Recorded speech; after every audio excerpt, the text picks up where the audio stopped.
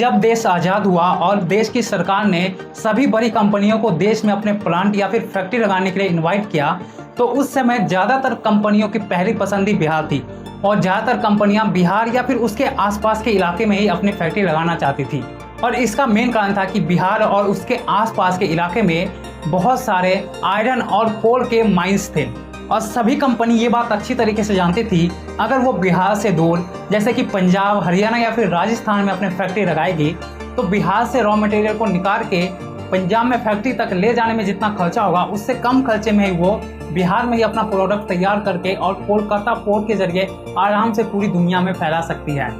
लेकिन ये बात उस समय के प्रधानमंत्री जवाहरलाल नेहरू को बिल्कुल भी अच्छी नहीं लगी, क्योंकि उनके अनुसार मिनरल्स भारत के हर स्टेट में तो नहीं होंगे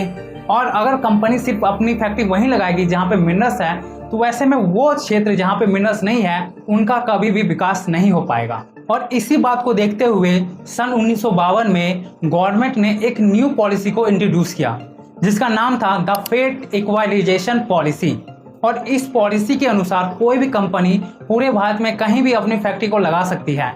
और माइंस से रॉ मटेरियल को निकाल कर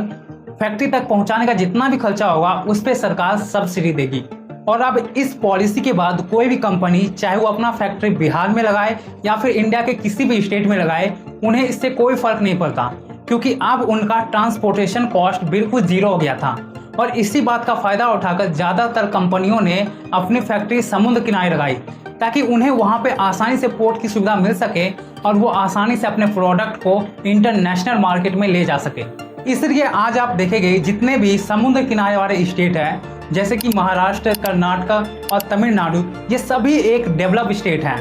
और इस तरह से बिहार सिर्फ एक मिनरल प्रोड्यूसर स्टेट बन के रह गया। लेकिन सन 1993 में नुकसान को देखते हुए इस पॉलिसी को हटा लिया गया।